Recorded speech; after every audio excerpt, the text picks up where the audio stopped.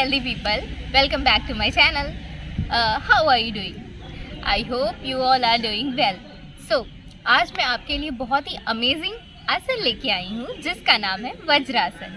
जी हाँ, वज्रासन को करने के बहुत ही ज़्यादा फ़ायदे होते हैं और आप वज्रासन को कभी भी कर सकते हो और आपको इस आसन को करने में बिल्कुल भी प्रॉब्लम नहीं होगी।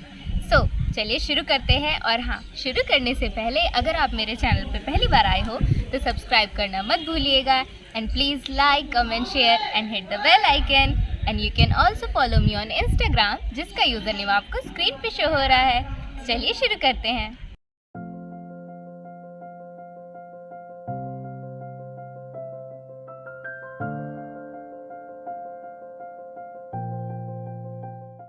वज्रासन करने के लिए आपको सबसे पहले इस तरह से बैठना है, ऐसे,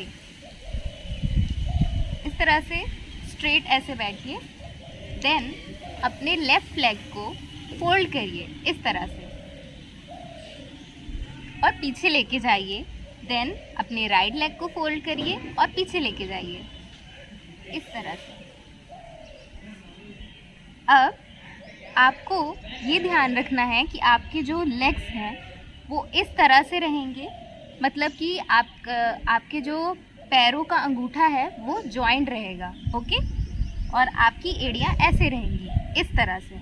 और फिर आपको ऐसे स्ट्रेट बैठना है और स्ट्रेट बैठ के आप चाहें तो आइज़ क्लोज करके अपनी ब्रीदिंग को फील करिए।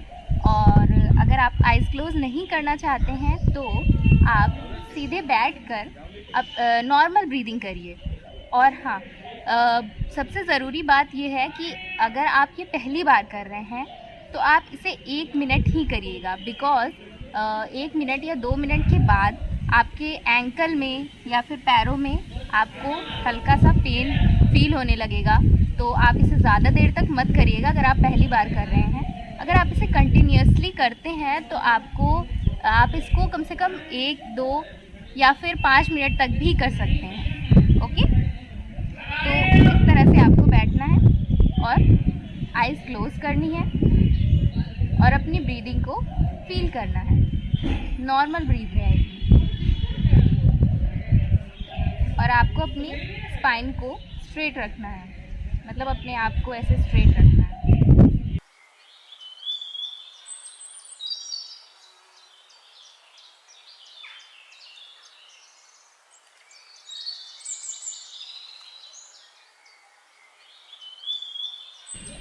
अब आइज़ ओपन करने से पहले आपको अपने हाथों को रब करना है इस तरह से।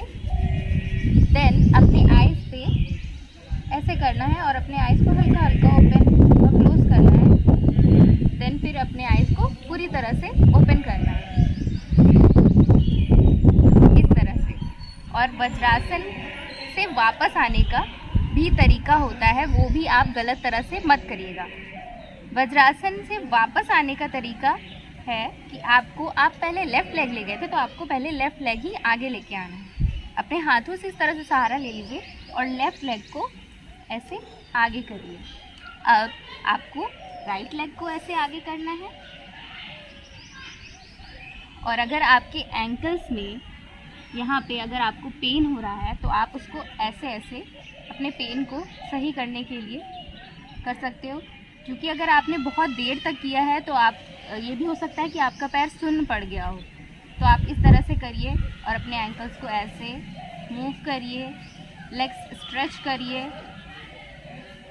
ताकि ज़्यादा जो भी पेन है वो थोड़ा सा रिलीव हो जाए।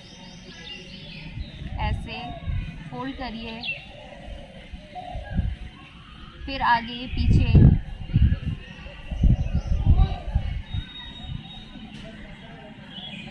इस तरह से आप अपने एंकल्स की भी एक्सरसाइज कर लीजिए वज्रासन करने के बाद, क्योंकि आपकी बॉडी को या फिर आपके पैरों को आदत नहीं होती है ये आसन करने की, ओके।